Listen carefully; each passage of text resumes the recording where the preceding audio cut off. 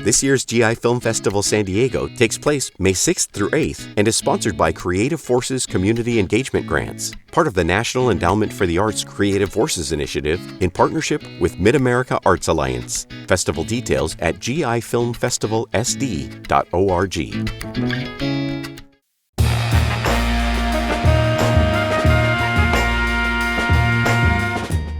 Welcome in San Diego, it's Jade Hindman. On today's show, NPR's Kirk Siegler talks about his reporting on climate change, water resources, and his upbringing. This is KPBS Midday Edition, connecting our communities through conversation.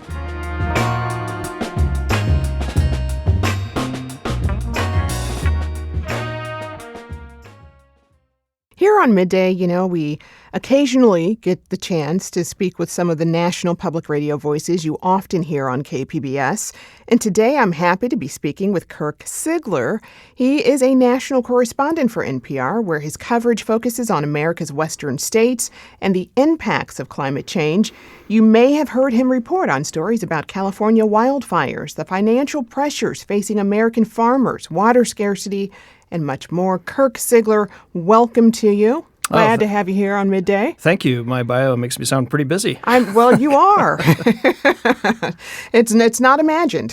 So, given we had some rainfall earlier today here in San Diego, it seems like we should start with an important topic for many western states, and that's water. Mm-hmm. About 7 states, including California, depend on water from the Colorado River, not to mention parts of Mexico.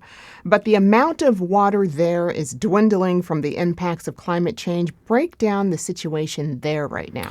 Right. So it's dwindling, it's shrinking, whatever adjective you use. It's a crisis. And this year in particular is kind of the winter that the climate scientists this past winter have been warning about, that up at the headwaters of the Colorado River, up in Colorado in the Rockies, they're coming off their warmest and driest winter on record. And 7 states, 40 million people, countless farms depend on, snowmelt and runoff from this river for our livelihoods in the West. San Diego, the reason I'm in San Diego is because San Diego historically, amongst California cities, has been very dependent on the Colorado River. And what's going on right now, it's in the headlines quite a bit. The states are trying to negotiate a new operating agreement for the river, and it's kind of been at loggerheads for months and years. Mm-hmm. It still is. The lower basin states, California, Nevada, and Arizona, have gotten together and come up with a water cutting program, and they're trying to negotiate that with the upper basin states, who haven't blinked yet. But big picture is that there's a concern that if you're in any of these states, that the federal government will then come in if these states can't agree on a new operating agreement and cut all the water. And what has not happened yet is the Trump administration hasn't taken a huge front seat role on this. You talked to California water managers for a while, and they were worried that this might be part of his political retaliation campaign to California, and just cut the water to California. That has not happened. So we're kind of in a status quo on the river, but the crisis is getting worse, and the situation here in San Diego is actually pretty interesting. Yes, it is. So talk to me a bit about that. What's the picture? What's the water picture here right now? Well, the headlines are saying that San Diego, I imagine listeners might have heard this, has excess water, and they're selling or looking to sell water, which is a really peculiar and interesting situation to be in, because for decades it was, dire times here in Southern California. People moving in, not enough water. But San Diego over the years invested big, $1 billion or more in this desalination plant, which itself is quite a interesting thing or controversial thing. But they are finding themselves, even despite the mega drought that's been gripping the river basin for 20 plus years, because of all of the conservation measures and other different diversifications of San Diego and Southern California's water supplies, seeing the writing on the wall about the Colorado River, trying to diversify and plan ahead, they find themselves now, even despite the megadrought, in this situation where they actually have some excess water, and they're looking to sell it, or trade it, or temporarily lease it, which is kind of easier said than done. Now, we're not talking about, building a pipeline or trucking the water to a state like Arizona or Nevada, but more of a sort of the laws of the river are very complicated, but you sort of trade water, trade deals, or San Diego wouldn't use the water that it's allotted up farther up the river, and it would stay in the river there for towns here. And then here in San Diego, they might put more of the desalination water into their own local water supply. So I may have, hopefully I didn't lose you. No. But my question is when you talk to people, do they think that's a good idea for San Diego to trade out its water? That's a great question. And there's so many other things going on right now. One of my questions walking around town is are people following it this closely? Because we're coming off a winter that was hit or miss. Did see quite a bit of rain here and there. But yeah, there, as it is right now, there's really nowhere to store it, so they have to use it. So it is an interesting and it is also, we're not talking about a huge amount of water here. On a good day, that plant may amount to 7 to 10% of the overall water use in this region. So it's not a lot. But that is a good question. But I'm in the middle of the reporting trip yet, so I might have to get back to you on that one. So. Okay, all right. I haven't finished. All right, makes sense. Okay, so I want to turn to your own background now. Because your coverage focuses on a variety of issues, but focus on the western U.S. That's where it's at. And you grew up in Montana? I did, yeah. Yeah. How did growing up in a rural area really shape the reporting that you do? Well, I got a very interesting, I should say I got a very interest very early on in public lands and the Forest Service and the woods and the fires because I was living amongst it and the value of public land and the number of people who depend on it for recreation, for their livelihoods. So it's always been kind of a big part of me, and I grew up around a lot of Forest Service rangers and grew up around a lot of firefighters. And I've kind of taken that into informing some of my reporting today. So I wouldn't say I grew up in a particularly – it was rural, but it was a college town in Missoula, Montana, a bit of a bubble within some of the other parts of Montana for sure. They would always say like, oh, it's a 15-minute drive from Montana when you're in Missoula. But it did inform me of seeing things differently and seeing the push-pull between natural resource communities and urban areas that depend on the natural resources, but then the vice versa, people in the smaller towns feeling like they're not getting much back from the cities, and they're making the boom in the cities possible. But in this particular instance, I'm thinking of Seattle, a tech boom in Seattle, and a lot of the natural resources coming from elsewhere, and sort of an urban-rural divide there. So it definitely has been an interesting thing. And at NPR, we've been trying to work hard really ever since the first Trump election, sort of a recognition that in 2016 that we missed it. We weren't really covering the full country enough. And, that argument could be said we weren't covering all cities enough or certain parts of underserved neighborhoods in certain cities. So it applies everywhere. But I'm one of, I can think of it probably at NPR, one of only a couple of us are based full-time in rural red states. Mm-hmm. And so approaching stories from that perspective is certainly interesting, and I am on the road quite a bit. All right, as I could imagine. One of the things that's big in rural states is farming. What do you think the average American doesn't always understand about being a farmer in the U.S. today? Well, that it's I think we have this kind of iconic image, and sometimes it's perpetuated by politicians talking about the American farmer and a glorified image. But it is a modern, capital-intensive business. It's a risky business, and farmers and like all sectors of the economy, farms have gotten very big.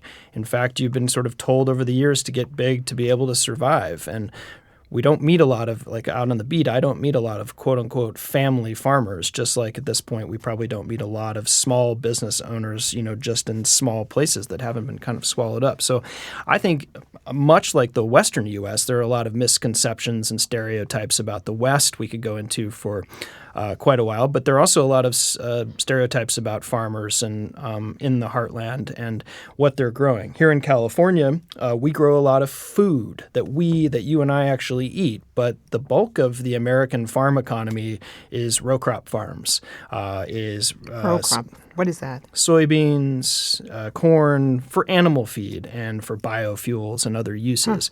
When I'm out, just a couple of weeks ago, I was out in North Dakota as spring planting season was getting underway or about to get underway. Actually, they had a blizzard. But, farmers are figuring out what to plant, and they're going into their fourth or fifth year of being in the red because crop prices are so low, because inflation is so high, because the Strait of Hormuz is cutting off fertilizer, because of the tariffs. I mean, you name it. And, but if you walk through the fields, it's not like you're going to want to necessarily eat anything off the ground that's being grown there. Not unlike when visiting, say, I think probably 2 years ago, I was in the Imperial Valley, and you walk the crops there and you think, well, I could actually eat that broccoli. But the large swaths of the American Midwest, which are in the news right now because of President Trump's second trade war, and President Trump is about to go to China to negotiate some deals. But, the Trump administration really tried to curtail exports in the economy and told farmers to grow more for America. And, that's a big misconception because farmers are like, we can't. We have scaled up to feed the world, and we grow too much and we're too good at it. And much of our business relies on international deals, largely in Asia and other countries. And right now there's a lot of geopolitics. So the average farmer, to your question about, what people don't quite understand, the average farmer today in America is got one eye on what he's doing over here or she, and then over here looking at geopolitics on their phone, like what's Brazil buying, what's China going to do, what's happening in the Strait. So we are definitely in a very global economy. It's not just the old iconic American image of the American Gothic with the pitchfork. Yeah. Well, and I want to circle back to the Strait because we often hear that because of that closure, there's not enough fertilizer. We're not going to have crops. What are you seeing on the ground? It kind of depends on where you are, but a lot of farmers, if you listen to the Trump administration and the Agriculture Secretary, Brooke Rollins, is saying most farmers had already secured their fertilizer from last year. They had to. But when you're on the ground, it's pretty clear that that's not the case. It's not most. Some did, some didn't. And even if they did buy the fertilizer, it's not necessarily there. It hasn't gotten to them yet. So even if they were fortunate enough to lock in prices before they went up by 40%, which is huge. Yeah. So that's a big issue going forward. And, maybe even while we've been talking for the last couple of minutes, the news has changed on the Strait. But if you're out in the so-called heartland and dependent on this, you're really worried right now because you don't know what the future is going to look like in the next couple of months. Another thing you've covered are wildfires. Especially the ones here in California, including last year's LA wildfire, as well as in Paradise or the Palisades Paradise in 2018. Mm-hmm. What have you learned about wildfires and what we can do about them? Well, we can do a lot, and then there are some things we can't do. But I think one of the big takeaways, and California has done quite well at this. If you look at Paradise, California, this is a town that was more or less wiped off the map, and they're trying to build it back in a way that is more resilient while also, making sure that people can still afford to live in these places. I think the public thinks of California wildfires still nationally, seeing the images of Malibu or the San Diego County high-end homes burning. In part, that's just because it's accessible to see that on TV because reporters can get there. But large swaths of California, much like other natural disasters and man-made disasters, affect people who are living in places that are more high risk because they have to. So I think we've learned quite a bit. And these fires, if there's one thing that sort of shined a light on this, the inequality in the country. And it's not just California, but California tends to lead the way in a lot of things for better or worse. But yeah, we have... I've covered the wildfire crisis in the West for years, and I have also learned personally to fight to keep these stories in the news. I'm still following up on the Palisades in Altadena, the Eaton fire, more than a year later, because many people, thousands of people, are still in limbo, still in crisis, still living day to day. And it's not the old fires that we used to hear about up in the woods somewhere burning some vacation cabins. We're now confronted with an urban wildfire crisis. If there's one positive about it, I think the public has really started to understand the stakes of this and that something has to change. And wow, well, briefly, reporting on the impacts of wildfires, drought, and water scarcity, how do you approach telling stories of climate change in America's West today? I try the best I can do. I try to center the people in the middle of the story most affected by it. So whether it's up in Oregon, in a logging town where there's the effects of deforestation, I try to tell about the effects of climate change in that community and how it actually affects and how the policies are affecting, say, working class people, instead of just talking heads from the national level. Now, they certainly, I don't mean to say talking heads, but experts do, serve a role in stories, but I think the media writ large isn't telling the big story about climate change as much as they could with character-driven people right on the ground and experiencing the crisis through their eyes. Yeah, every story is about the humanity of people. I've been speaking with Kirk Siegler. He's a national correspondent with NPR News. Kirk, thank you so very much. I appreciate it. You're welcome. Glad to be here.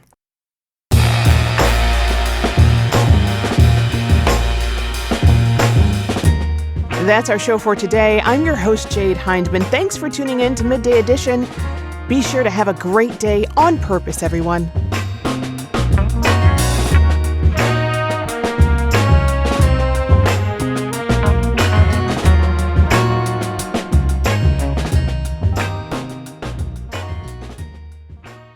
Before a producer hits record or before a journalist picks up a pen, someone like you notices something and wants to understand it. Every day, we invite you to keep asking questions like why and who and how. Because NPR begins with questions, not conclusions. And your right to curiosity is a right worth protecting.